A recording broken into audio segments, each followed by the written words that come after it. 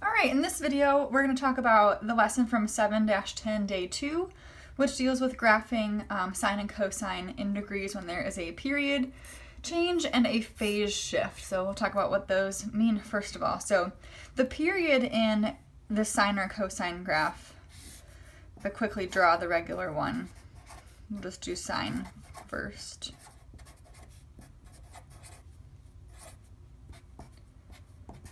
So here's the sine curve. The period is the distance that it takes to travel one of these patterns before it starts repeating. So from here to here, that distance is 360 degrees, and that is the period. So sometimes we like to shrink this down, or it gets squished together more, so you fit more of these curves in the same amount of distance here of 360 degrees.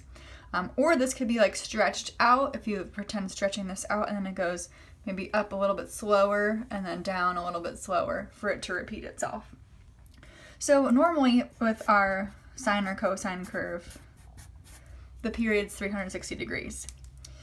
Where we'll see there is a difference in the period is if there's a number inside the parentheses that's like being multiplied by x or theta or whatever variable is here.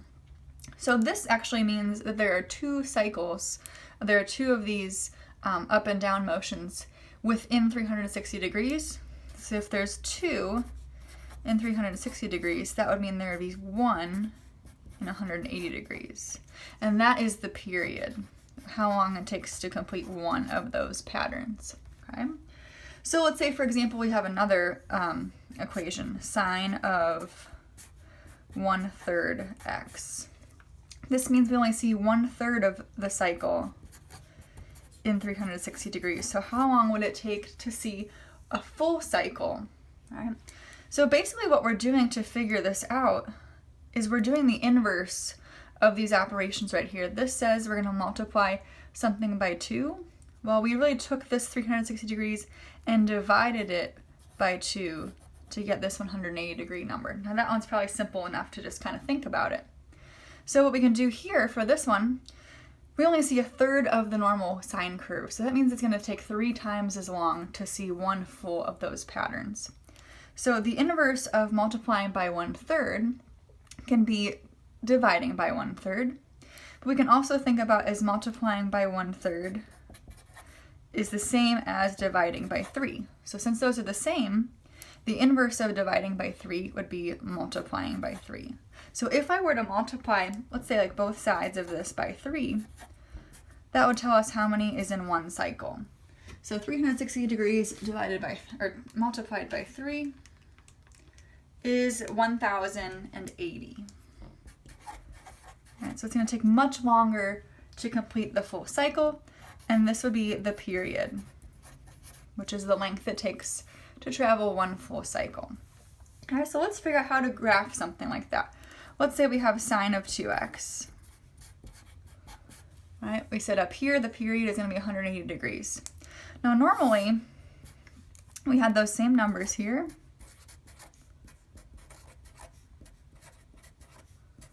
So if I were to graph between 0 and 360 degrees, I would see 2 of those sine curves. Right? If I were to just graph that kind of quickly. This isn't very good. But just a general picture, that's what we would see. We'd see 2 of those sine up and down curves, right, in 360 degrees. Now what we're only concerned with is drawing one of these up and down cycles. Right? It's just going to repeat itself over and over again. So what we can do, instead of drawing 2 cycles of this, we can actually change the distance that we draw the one cycle. So instead of having our graph span between 0 and 360 degrees, I can just kind of shrink it up into this section. Right? Now instead of just keeping 0, 90, and 180 as the only points, we still would like to have 5 points. So what we can do to change that is just like we did previously, we did the inverse of multiplying by 2, right? We took the normal period length and we really divided it by 2 to find the period of 180 degrees.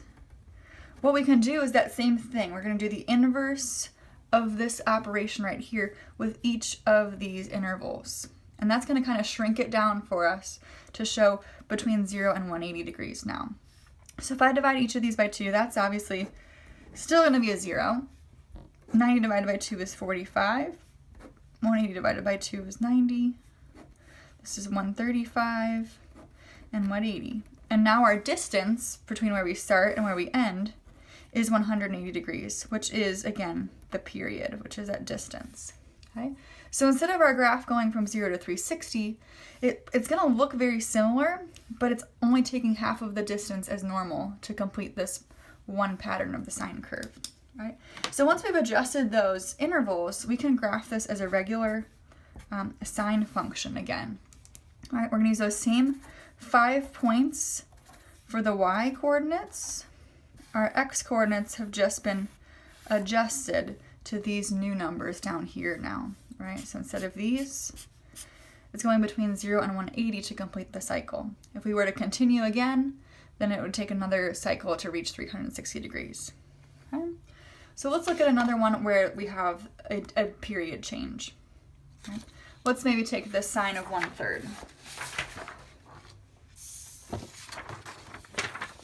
And you can do all the same thing with cosine too. Just kind of sticking with sine for now. Okay? So to figure out the period again, we're going to do the inverse of what these operations are doing right here.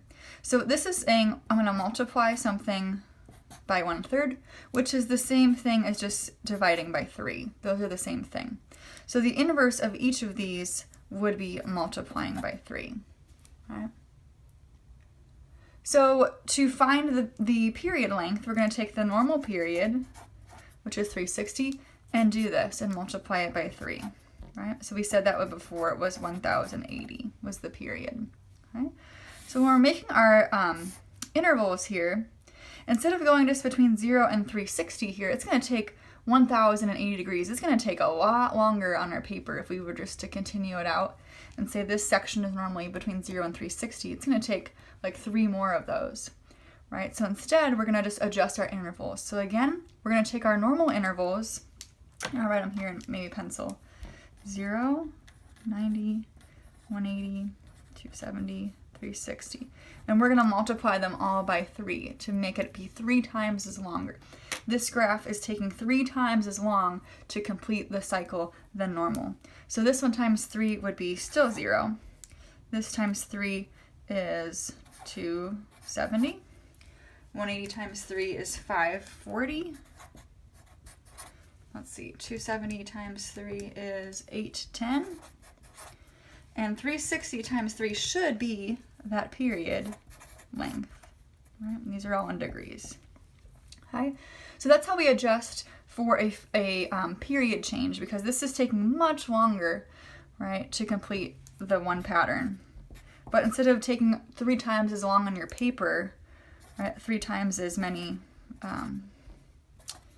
like of these x-axis graphs, we just kind of adjust the intervals so we can still fit it in a reasonable space on your paper.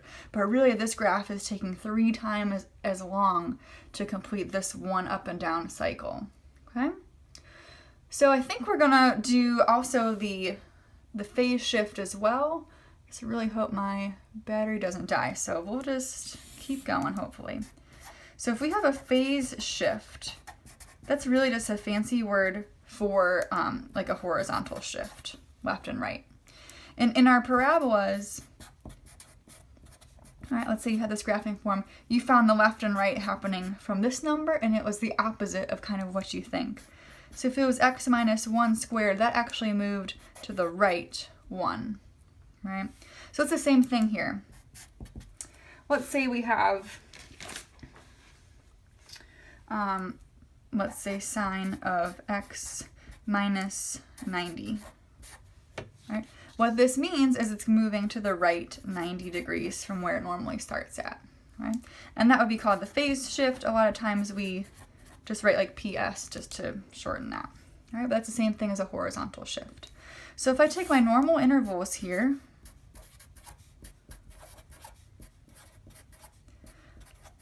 I can take my regular sine curve and move Or just let's plot that first. So here, here. All right, I'm just going to kind of draw a dashed line because that's not actually the final answer. That's actually not this equation, right? This is just the basic one. I can take all those points and move them over to the right 90 degrees. So this point moved over 90 is now going to be right here, right? Since these were 90 degrees like intervals. If I move this point over 90 degrees, now it's up here above the 180. This one over is here. This one over is here. And this one over is going to be some new spot that we should probably figure out, which would be 450. All right, so there's our new, this is actually that sine of x minus 90.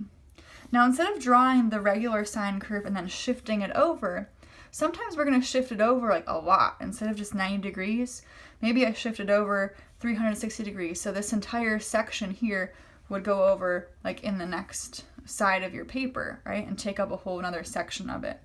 So instead of doing that, a lot of times we just, again, adjust these intervals. So these intervals right here are just 90 degrees more than the 5 that we initially started with, right? So let's say, for example, for another one real quick, just to talk about how to do those intervals. Let's say it says sine of x plus 45, right? That means we're going to be starting left 45 degrees from where we were. So what we can do, instead of drawing just the regular one first and then shifting everything left 45 degrees, we can adjust our intervals. And this what we would do is take away 45 degrees from each of the original intervals, right? So it's good to kind of remember those. So 45 degrees from 0 would be negative 45 degrees, would be where we would start now. Right? Our phase shift is kind of like where you start. That's a good way to think about it, right? The next normal interval was 90. If I take away 45 from that, well, that's going to be positive 45. My next interval was 180. If I take away 45 from that, that's 135. 270 minus 45 is 225. And the final one, 360 minus 45, that's 315. All right? So what's happened is all of our normal intervals have shifted to the left 45 degrees from where we started. Right? Now our sine graph is just the same as it normally is in terms of the y coordinates. All right? So it's just shifted. Here's kind of where the 0 degrees normally is. So it's the normal curve, it just shifted to the left a little bit from where it started, right? So dealing with this phase shift, which is shifting it left and right, that's going to tell you basically where you're starting the graph from, right? And we would just, maybe in this case, we would add 90 degrees to each interval to kind of adjust for that shift left or right, right? So we had these 5 here and we just shifted it over by adding 90 degrees to each one. We had it here, now we shifted it to the left a little bit, so we just took the normal intervals and subtracted 45, right? So that's called the phase shift, and the period change, again, is the distance that it takes to travel, and we see that when there's something multiplied. Phase shift is when there's something added or subtracted inside the parentheses with the variable, okay? Our next video, we're going to look at combining several of these parameters and transformations together, and how do we deal with when there's more than one.